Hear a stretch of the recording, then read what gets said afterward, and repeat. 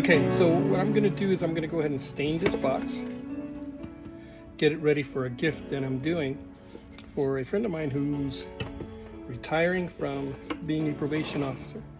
So stay tuned. Okay, so this is going to take a bit, but just got a foam brush, and after placing this will, then I'll remove it, let it sit for about 2 minutes. So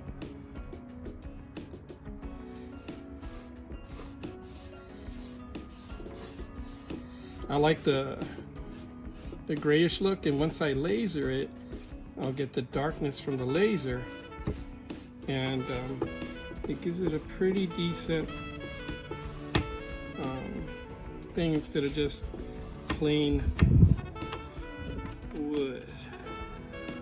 So stay tuned.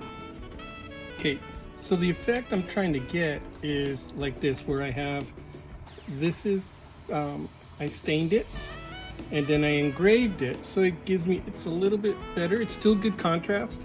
Now the stain that I'm using is what they call flagstone. So I've allowed this to dry already for 2 minutes. So now you got to rub off the excess. And it'll take a little bit to rub it off. So I'm going to rub it off pretty good. Okay, so it didn't come out too bad. Most of the areas did come off. Now I have this darker wood. The only anomaly I have, you can see right here, and this is part of the glue. Now most of this is soft wood, which is pretty good. The only thing is though, I've noticed at the bottom is basically plywood. So I just have to sand down here and put in some more stain, and then I'll let it dry for about an hour or so. Then I'll go ahead and I will laze the image I wanted to put on there, soften off some of the edges, that way my friend doesn't get splinters, and we'll be good to go. Okay, so after staining, I'm just going to go ahead and I rubbed it all off, and now I need it to dry because it's pretty sticky.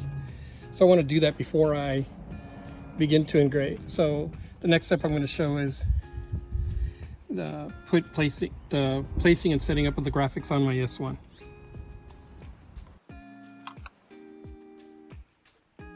Okay, so what I'm doing now is I went ahead and I placed the graphics. This is to show you pretty much what I'm going to put into the box. Now I did the lid and I created it while I'm waiting for the box to go ahead and dry itself out in the Susie bake oven outside, thanks to the sun. So that way it gets baked in, it loses that stickiness that it has right now. I've wiped it down quite a bit, but anyway, that all said. So I measured the box, and the box right now is at 177.8, which is 7 inches by 247.65, which is, I had to write it down, 9 3/4, okay, of an inch. I went ahead and I brought in the graphic, right, which I'm using for my friend, and right now, let me let that go, click on that. So I'm going to use an engrave, and then I have a setup of engraving, which I've used for others, which is about at 64% power at 128 millimeters per second speed. I went ahead and created the lettering as my my buddy or poker friend, and what I've done is I went ahead and I just did the text, nothing fancy, just trying to keep it simple. And so what I'm going to do now is basically go through the setup. So it's fairly easy. I mean, this isn't as strong as basically LightBurn, but when you're doing something that you have graphics that are fairly easy, and you're not doing very much, you know, you're just doing placement of objects, you're doing some tracing maybe, if you need to, but if you have a vector graphic, it's perfect, and that works out really well. So then the next thing is, so I'm going to be going to the machine and then I'll have to set up the area that I'm going to use. So I'm going to pause this real quick as I go over there. Okay, so I placed the box already here, and I'm going to get ready. First I need to do, basically I have to measure the distance, but I went ahead and I clamped her down. I don't think she's going to be moving. I used a square, and I also used the crosshairs in order to make sure that this is giving me at least a good decent square area to use. Okay, so now I already placed the box. So now what I'm going to do is I'm just going to go ahead and take a measurement, which is not letting me do. I hate when that happens. There we go. So I'm going to get a... okay. Anyway, forgive me. So I'm going to go ahead and do the distance. Okay, so... Alright, so... give me the distance. You probably heard it. Alright, so going back. So now what I need to do is I need to mark it. So I'm going to go to start marking. I'm going to do the rectangle and go from there. Okay, so I already marked it. I'll end the mark, put that in there. Okay, so at least I know where the area is. So I'm just going to go ahead, I'm going to grab all this and I'm going to place that bad boy in there. I'll narrow it down so it should be pretty decent. So I got that to engrave. I have, to get rid of. I'm not going to output that bad boy. In fact, I'm going to put that on a different layer. So I'll go ahead and put that on a different layer. I'll stick it on that layer. And I'm going to go ahead and, that's a bad idea. I'm just going to get rid of it overall, because I mean, I know I could lock it, so that way I don't have to worry about that stuff. And I'll just place it on the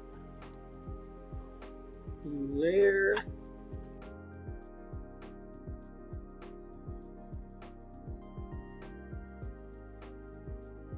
So that one's a graphic, the other one is a vector. I'm not going to try to outline it because the outline is still not it's not there yet. It's good, but it's not there yet. Not enough to trust it. So I'm going to go ahead and do that. I have that all squared away. I'm going to go ahead and frame it. Okay, so the framing's complete, so now I'm going to go ahead and process it and see what it shows me. So not too bad, 25 minutes. That's not too bad. I'm not going to get too crazy about it. 25 minutes. See, my toolpath seems pretty decent, no other anomalies. So now it's just a matter of clicking and starting. Okay, considering everything, she's moving pretty decent, and I'm getting some decent contrast on there. So that's a good thing. So anyway, I'll see you when it's finished.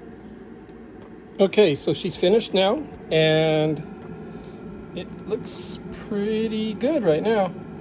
Wow. Okay, so it's finished now, and so this is pretty much what it looks like. So at least the lighting's kind of goofy, but at least I have the stain, and then the depth of the burn creates a pretty decent contrast. So the next step is obviously going to be going ahead and lacquer it, but today what I'm going to do is I'm going to let it sit, let it dry up, and then I'm going to spray urethane it, so that way at least it can be handled for a while by using urethane. So I'm going to use urethane. I mean, there's lacquer, there's many other things, but anyway, thanks for watching, and I will let you go.